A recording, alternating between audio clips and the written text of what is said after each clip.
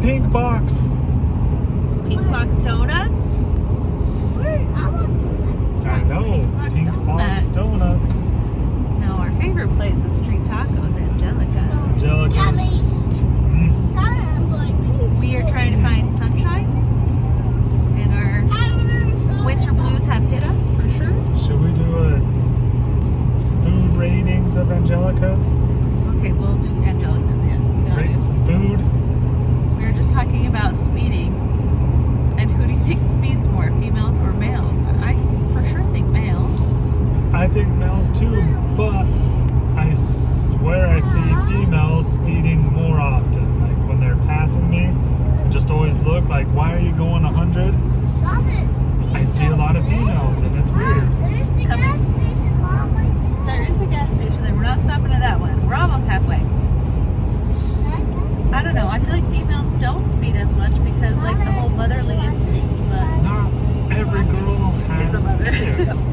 That's just my experience. I stopped speeding once I had kids. I feel like it's pretty close that there's a lot of dads as there are mothers. Just a weird idea. Coming from the person that's had how many speeding tickets? Very few after children. Actually, I don't even know if I had a speeding ticket after children. No. But you've had some pretty big speeding tickets. I've had my fair share. Okay, we made it halfway. Halfway, next stop. 60 degrees, not 30 degrees. Second breakfast. And potty break because this baby is sitting on my bladder. We made it! We made it! It is 60 degrees and sunny, and I'm instantly happier. You're happy too? That's funny. Because we can play outside. It's not 30 degrees and freezing. What up?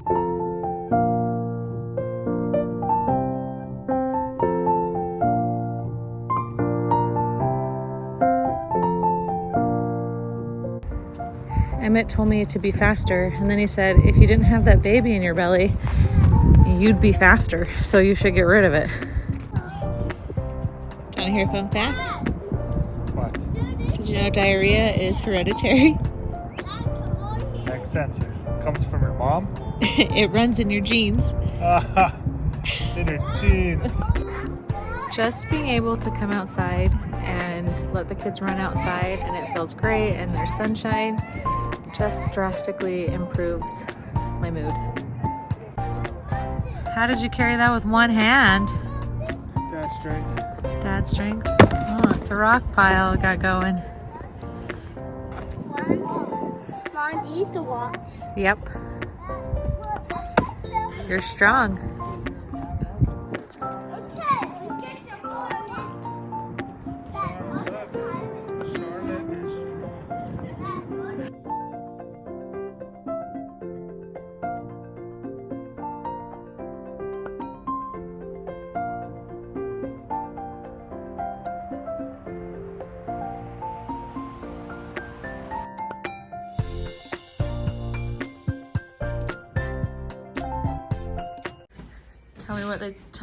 Tell me what the gas station guy told you. Stupid. You were flexing on it in the car.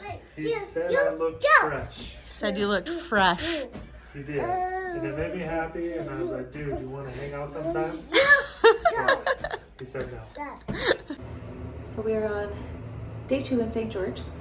Last night, Eric's sister and her family, her 2 kids and husband got here. We had breakfast with them this morning just downstairs in our PJs. We let the kids do a little swimming for about an hour. Now we're just cleaning up and gonna head probably to a park and then meet up with a friend for lunch. And I think we're gonna go to Angelica's again because everyone loves that. But last night, I had a very interesting dinner. Didn't realize we were gonna have a stranger danger life lesson conversation with our 4 and 3-year-old, but never too soon to have that conversation.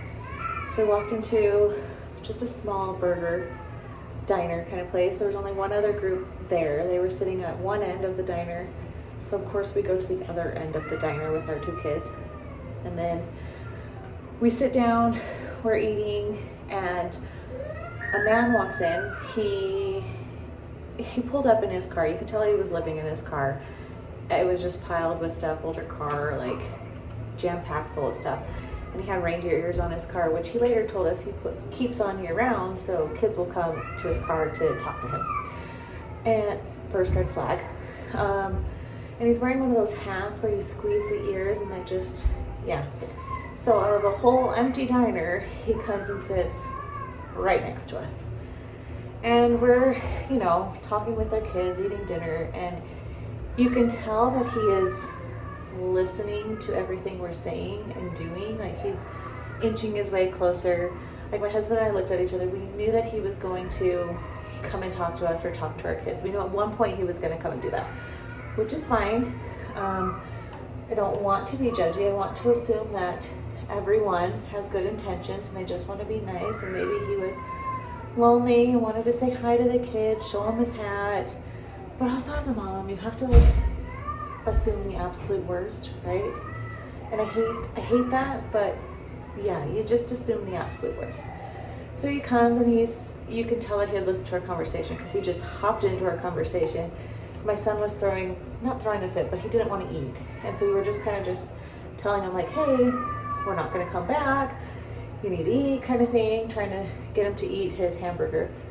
And then the man jumps in and starts talking to my son about why he needs to eat his hamburger and listen to his parents.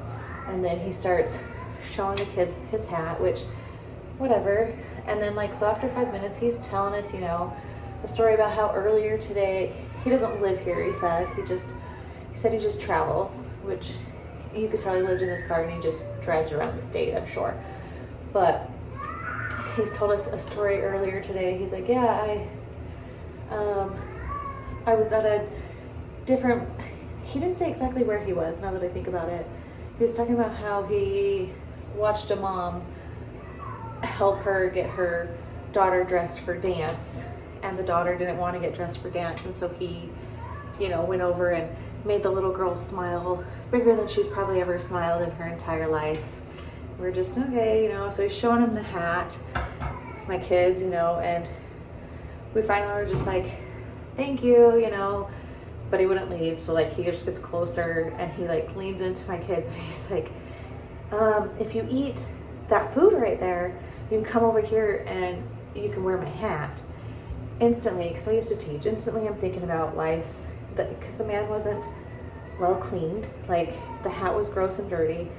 And I'm like, luckily my kids are super shy, because we've never really told them. They're only 4 and 3. We've never really had to have a conversation about oh my gosh, my hair, about hey, if a stranger offers you something, don't take it. But my kids just stared at him huh? And he's like, yeah, come over here, you can wear my hat, then you can press the buttons.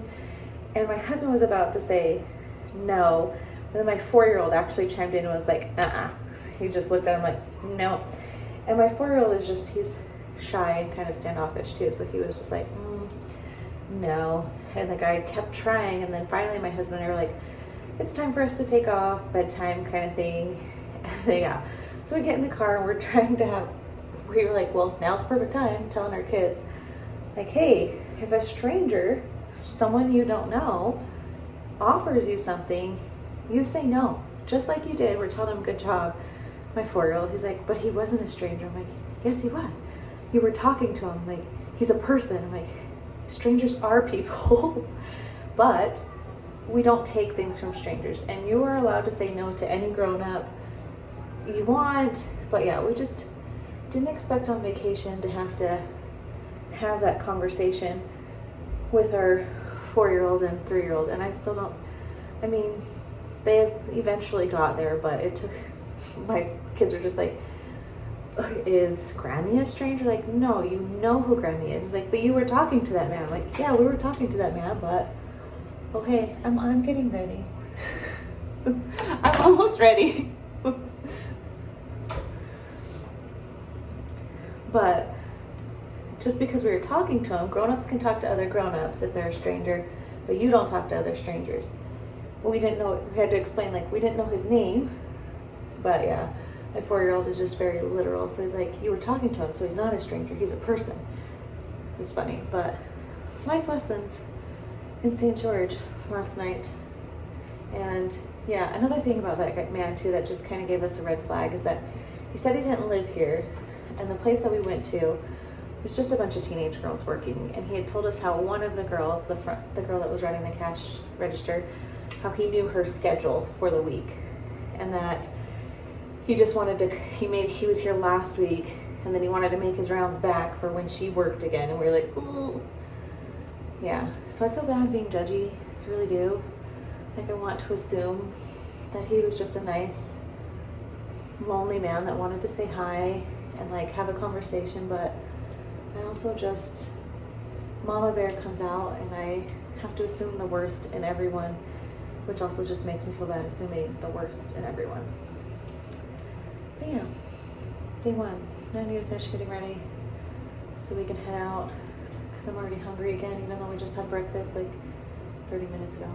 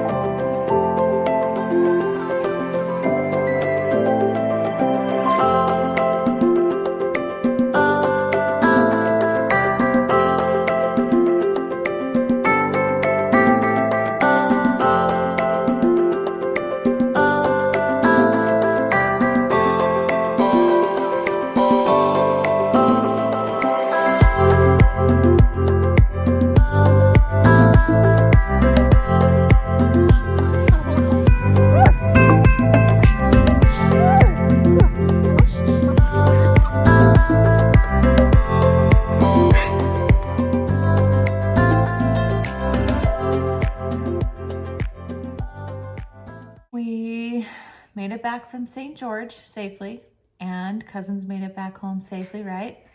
Came home to more snow and a little dark and gloomy, but that's okay. We are grateful that we got to spend a weekend in some sunshine. We live in northern Utah, and St. George is about a little over 4 hours for us, so it's not terrible. It's a great weekend getaway to just go get some nice weather and sunshine when we're feeling the winter blues, especially when we have been pounded by snow this winter in northern Utah. And so we had a fun weekend. Kids had their little life lesson about stranger danger, and Mom and Dad had one parenting lesson about handling our children, I guess you could say. We realized, so we were with our cousins, they're with their cousins. Our 2 are younger, and so they're just constantly trying to keep up. They want to be just as big as them. And our kids get so excited to spend time with their cousins. And we were outside for the first time in a very long time. We spent Saturday all day outside. And we realized, and it stresses my husband and I out, when we're just in new places and we want to keep the kids safe. And so we're not yelling at the kids or being rude. We're just giving them constant directives, hey, stay close. Hey, don't go over there. Hey, stay by Mom. Hey, hold a hand, right? You heard that a lot this weekend. And then Saturday, so we were outside, constantly on the go Saturday, and just obviously trying to wrangle our kids, hey, stay close, right here. We were climbing the red hills, which obviously can be dangerous and stressful, but our kids want to be just as big as their older cousins, and they're not. So we're just constantly hey, come on, come on, come on, come on. And then we got back to the hotel later that night, and my husband came out of the bathroom, and my son was eating a piece of candy, the last piece of candy. And my husband was just teasing, which my 4-year-old loves being teased and normally finds it hilarious when his dad teases him. But he was eating the last piece of candy, and my husband went and was hey, who said you could have candy? Just messing around. And instant tears from my 4-year-old. And my husband and I, we were whoa. And then we both felt really bad and realized, wait a minute. All day long, because my 4-year-old went and hugged his dad and was crying. I was I'm sorry, I'm not listening. We had to step back and realize, wait a minute. We spent all day telling him what to do, constantly telling him what to do. Did you tell him good job at one point today? Did you tell him thanks for something at one point today? So it was a good moment of reflection for us. Our kids really thrive off positive reinforcement, which most kids do. I don't know why they wouldn't. They do. They love positive reinforcement. And so we both apologized to our son, told him sorry, which I think is really good for kids to hear too. Their parents apologize to them. So we told him that we were sorry, that we were just trying to keep them safe all day and explain like, you're not in trouble. We weren't trying to make it seem like you were in trouble. We just wanted to keep you safe all day long in a new place. But we told him how great he did in general. And yeah, he understood, I think. He felt good afterwards, but it broke our hearts. We were like, wait a minute. It's a good parenting moment. Lots of life lessons in a very short weekend in St. George. Stranger danger and positive reinforcement does wonders for children. But yeah, glad to be home, and now prepping for baby number 3 to be here in a couple weeks. Hopefully not too soon. Nursery tour coming soon.